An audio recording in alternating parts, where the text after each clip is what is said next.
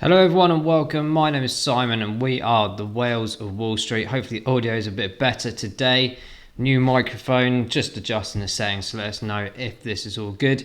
Guys, massive update in the last few hours coming through, but actually I think most of it was announced yesterday. However, the actual foundation, which we'll talk about more in detail in a second, has actually started around June time this year. So the news has kind of trickled out in regards to the partnership. Of course, there's various conferences across Europe quite recently where these kind of announcements were made. So to reiterate what's going on here, this is regarding kind of like the CBDC platform, so the central bank digital currency platform for the UK. We did a video a while back now on something called the possibility of a Britcoin, or dubbed the Britcoin. Check out the link that we just shoved up on the screen there if you want to check that out beforehand.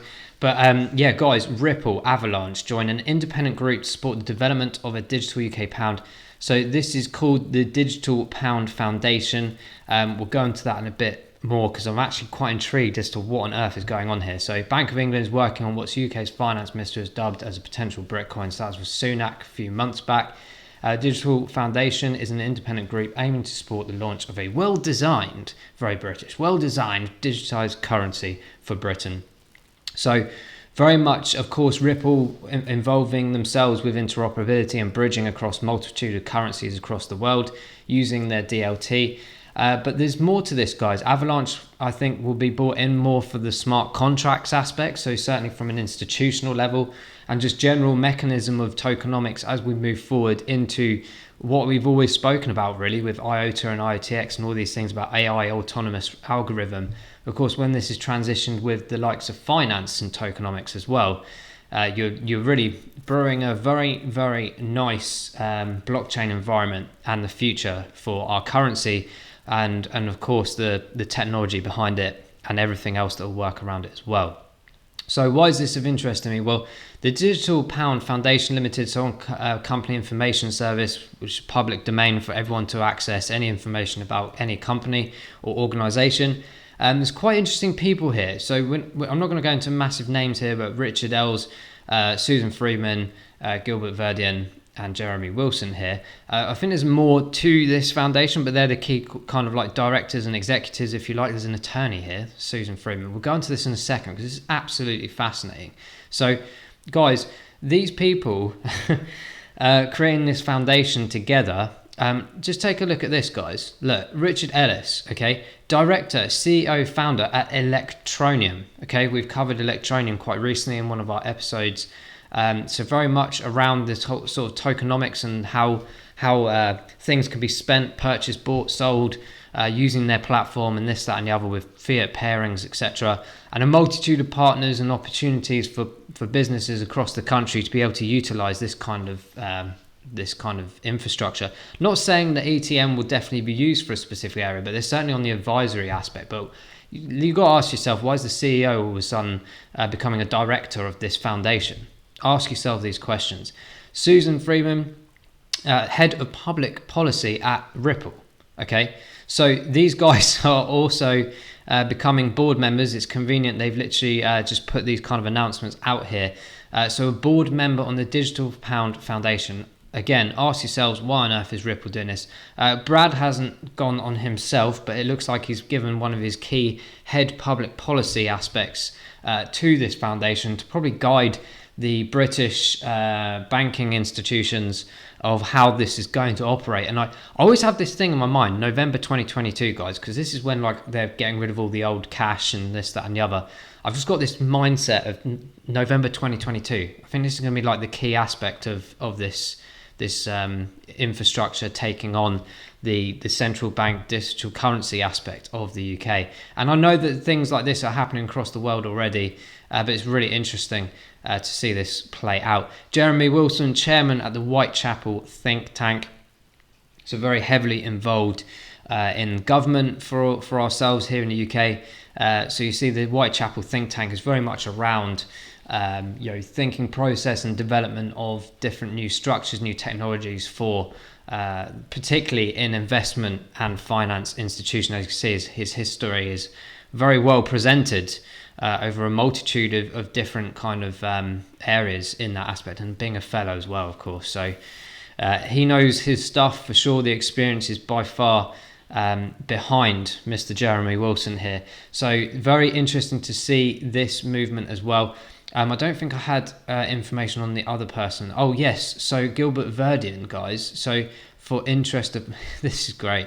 CEO of QNT, Gilbert Verdian, the CEO of Quant, the CEO of Electronium, a head of public policy at Ripple, and someone that knows anything and everything about finance in the UK. Hello guys, let's wake up. Do you know what I said to people years ago when I watched the David Icke video back in 2015 about Agenda 21 and the transition to Agenda 30? He was going on about universal currency and digitalization and how the control mechanism might come in to tell you what you can and cannot spend, blah, blah, blah. And I can see this now. I can see it. And when I learned about blockchain a couple of years ago, I started piecing all these things together I'd learned over the last 10, 12 years.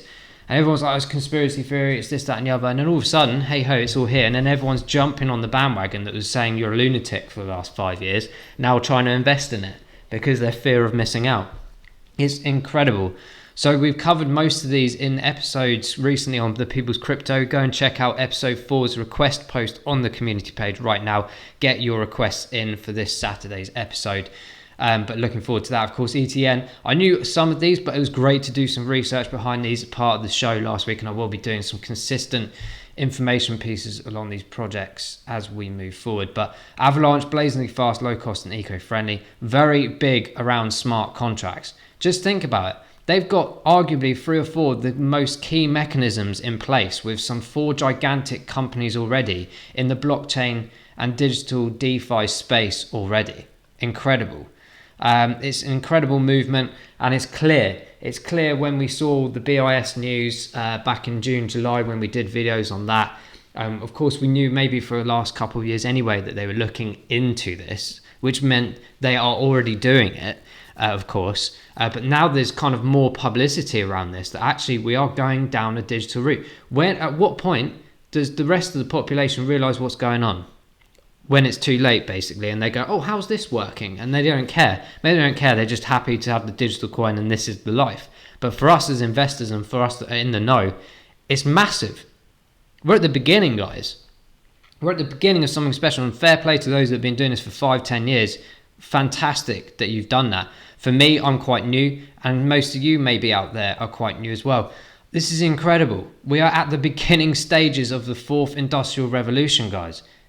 Unbelievable. I'm so excited about this. Of course, like I said, there's good and bad aspects to central bank digital currencies and blockchain technology.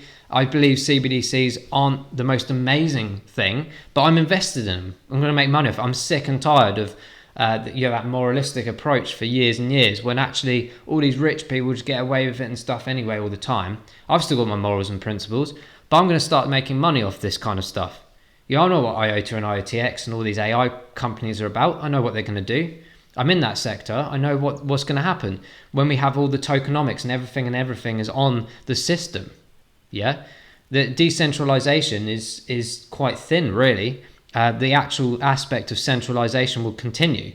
It's just that these companies on a blockchain technology, irrespective of decentralization, the blockchain technology is built there, certainly in these kind of projects, to build for financial institutions. They're not going to want decentralization. They want to keep control of the wealth, control of the mechanism of the population. So it's fascinating.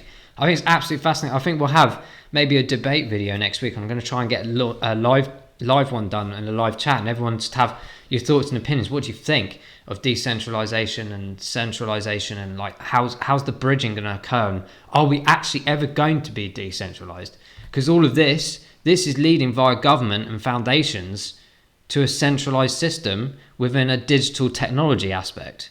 Okay, that to me is not decentralized. That's just offering them even more power because we're on smartphones, because we have lack of physicality with people and infrastructure around us anymore. The banks are disappearing and all of this jazz. It's crazy.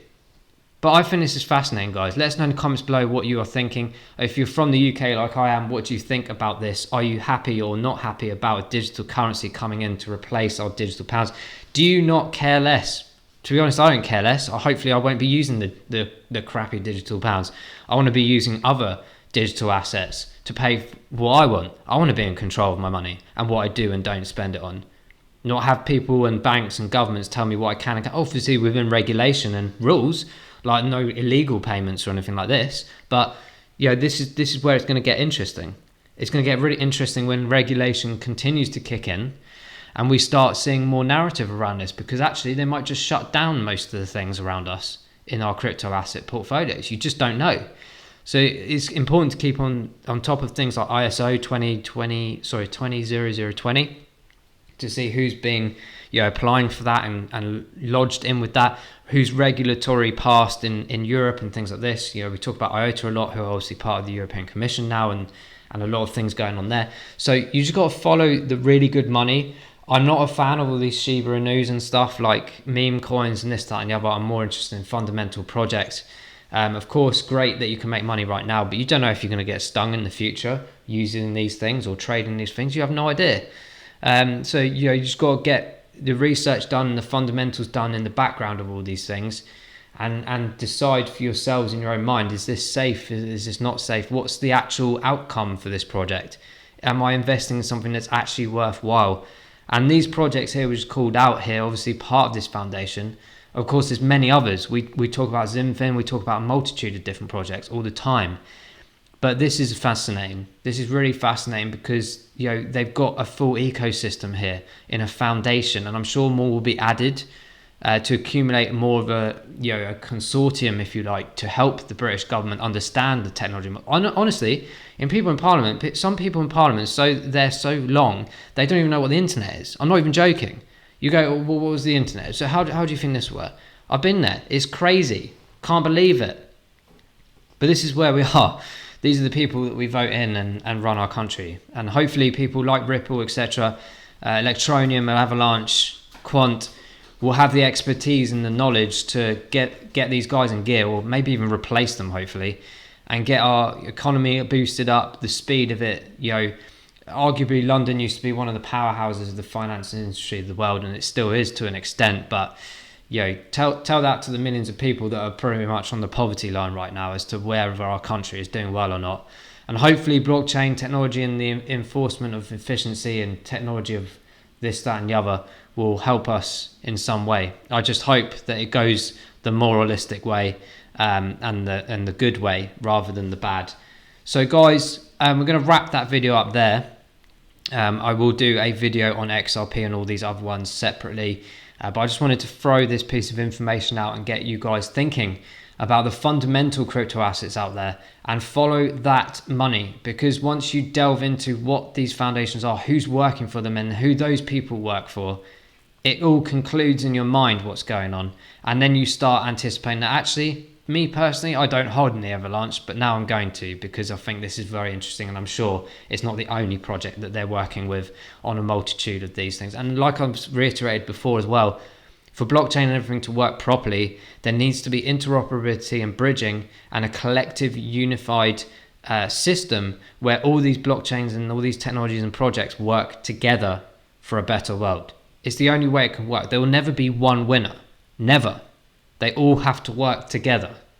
And look at what we've seen here. 3 or 4 key, amazing projects, phenomenal projects, working together under one foundation name to help a country with finance and economy. Thank you very much for watching, guys. Hopefully you've enjoyed it. We'll see you in the next one. Bye-bye.